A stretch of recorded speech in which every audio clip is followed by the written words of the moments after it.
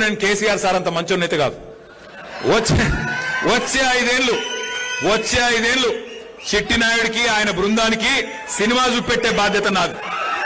పక్కా ఇడిసిపెట్ట. Retire అయినా, పారిపోయినా, సప్త సముద్రాల అవతల దాక్కున్నా ఎవడెవడైతే మా కార్యకర్తలను సతాయించిండో ఒక్కొక్కడిని లెంకులాడి దేవులాడి తెచ్చి మీ ముంగట నిలబెట్టే బాధ్యత నాది. వదిలిపెట్టే సమస్య లేదు. ఇది నేనేదో ఊరికే చెప్పట్లేదు, గుర్తు పెట్టుకోండి.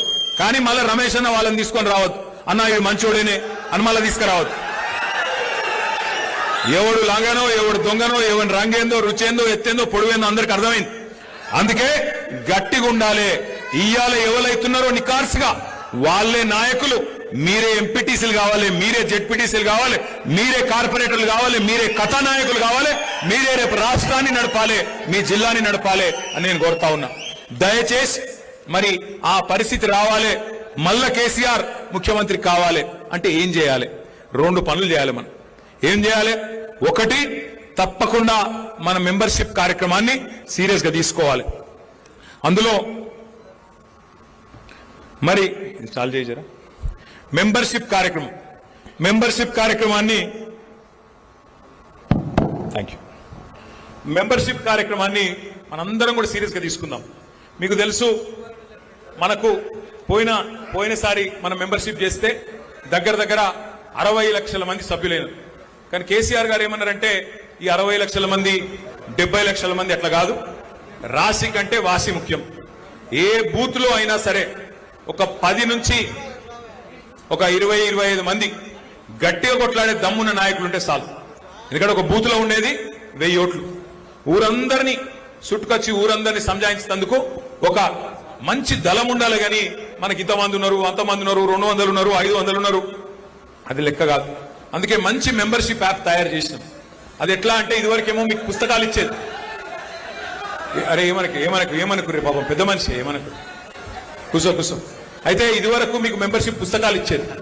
ఆ పుస్తకాలలో ఏముండేది?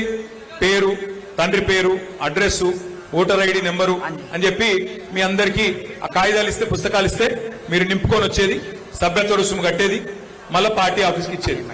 కాకపోతే చాలాసార్లు ఏమవుతుందో నాకెరికే మీకెరికే. మీ నాయకులు గ్రామ స్థాయిలో నాయకులు ఉంటారు. మీరు మీ ఇంట్లో కూర్చొని రాస్తూనే ఉంటారు. రే వాడు మనోడేనారా, మనోడే, రాయి అని చెప్పి ఎక్కడోళ్ళు అక్కడ రాసుకున్నాడు తప్ప ఇల్లులు తిరిగి చేయరు. అందుకే ఈసారి ఏం చేసినామంటే, మనం ఇవాళ రేపు సినిమా టికెట్లు ఫోన్లోనే కొంటున్నాం, ట్యాక్సీలు ఫోన్లోనే, తిండి ఫోన్లోనే కొడుతున్నాం, అన్ని ఫోన్లోనే నడుస్తుంది. ఇవాళ రేపు టీవీలు చూసుడు తగ్గింది, పేపర్లు చదువుడు తగ్గింది. ఏమనంటే ఫోన్ పట్టుకున్నాడు ఇట్లా ఇదే నడుస్తున్నది ఇవాళ రేపు. అందుకే మరి ఇలా పిల్లలు కూడా బాగా తేజున్నారు, మన యువకులు, మన కార్యకర్తలు. అందుకే ఏమనుకున్నామంటే ఈసారి మన మెంబర్షిప్ కూడా, మన సభ్యత్వ నమోదు కూడా డిజిటల్ పద్ధతిలో మంచిగా కొత్త తరహాలో చేయాలి అని ఆలోచన చేసింది. అంటే ఏంటిది డిజిటల్ పద్ధతి అంటే? ఏం లేదు, మెంబర్షిప్ ఒక యాప్ ఉంటుంది.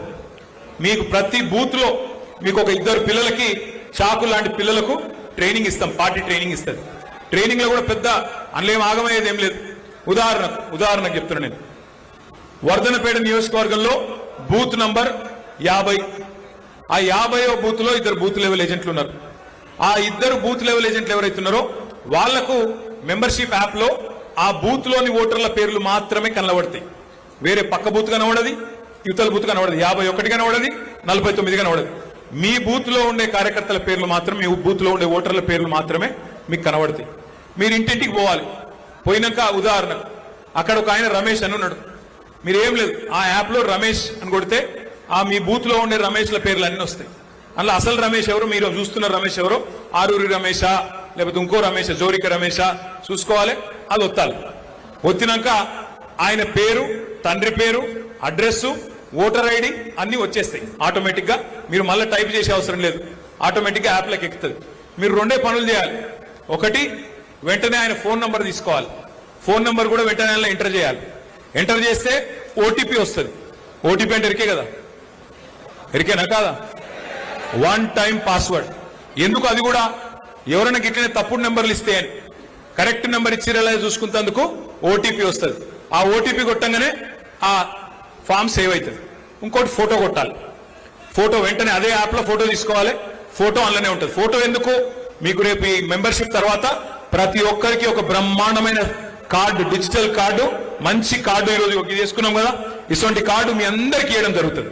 ఇది ఎందుకు, రేపు మనం అధికారంలోకి వచ్చిన తర్వాత ఈ కార్డు ఇట్లా మీరు కీసలు పెట్టుకొని ఏ ఆఫీస్కి పోయినా వాళ్ళు సల్యూట్ కొట్టి మీకు పని చేయాలి, మంచిగా గౌరవం ఇవ్వాలి, తప్పకుండా రేపు రోజున మంచిగా చూసుకోవాలనే ఉద్దేశంతో ఆ కార్డు. అట్లే ఇంకొక పని కూడా చేస్తున్నాం. ఇప్పుడు నేను చెప్పేది డేంజర్ ముచ్చట. చాలా మంది ఏం చేస్తారు, ఆడికాడికి ఎక్కడో అక్కడనే ఆయనతో నింపేస్తారు, అక్కడనే కూర్చొని నింపుతారు. ఈ యాప్లో ఏం పెట్టినామంటే ఈసారి మీరు ఎక్కడ ఉన్నారో తెలుసుకున్న తందుకు ఒక బటన్ కూడా పెట్టినాం. ఆ బటన్ ఒత్తితే జీపీఎస్ అంటే తెలుసు కదా, లాటిట్యూడ్ లాంగిట్యూడ్, నువ్వు రమేష్ ఇటు ముంగట్టున్నావా నీ ఇంట్లో ఉన్నావా అది కూడా తెలిసిపోతుంది. ఇక తప్పించుకునే అవకాశం లేదు. నీ ఇంట్లో కూర్చొని నువ్వు మొత్తం సపడే కళ్ళ మొత్తం రాసినవా లేకపోతే నిజంగానే కరెక్ట్ గా చేసినవా ఇది కూడా తెలిసిపోతుంది. కాబట్టి మెంబర్షిప్ యాప్ ఏదైతున్నదో ఇది తొందరలోనే బూత్ కి 2 చొప్పున మీకు ట్రైనింగ్ చేయడం జరుగుతుంది. దయచేసి మరి వర్ధన్నపేటలో గతంలో మీరు 1,00,000 ఓట్ల మెజారిటీతో గెలిచిన నియోజకవర్గం వర్ధన్నపేట, 99,000 చిల్లర ఓట్లతో గెలిచిన నియోజకవర్గం. మెంబర్షిప్ లో కూడా 282 బూత్లలో నంబర్ 1 గా వర్ధన్నపేట నిలబడాలి. మరి దానికి బాధ్యత మీరే తీసుకోవాలని చెప్పి నేను మిమ్మల్ని అందరినీ కోరుతా ఉన్నాను. రమేష్ అన్న కంటే ఎక్కువ బాధ్యత మీదే. ఇంకొకటి, ఇక రెండో కార్యక్రమం, ఒకటి యూత్కే ఇస్తాం. యూత్ కాకపోతే ఫోన్ ఎవరికి నడిపిస్తుందిరా, మీకే నడిపిస్తుంది. రెండవది ఎస్ఐఆర్ అనే కార్యక్రమం చాలా అవుతుంది. ఎస్ఐఆర్, ఈ ఎస్ఐఆర్ గురించి దయచేసి ఒక 5 నిమిషాలు జాగ్రత్తగా వినాలి. ఒక చిన్న ప్రజెంటేషన్ కార్యక్రమం ఉన్నది. ఈ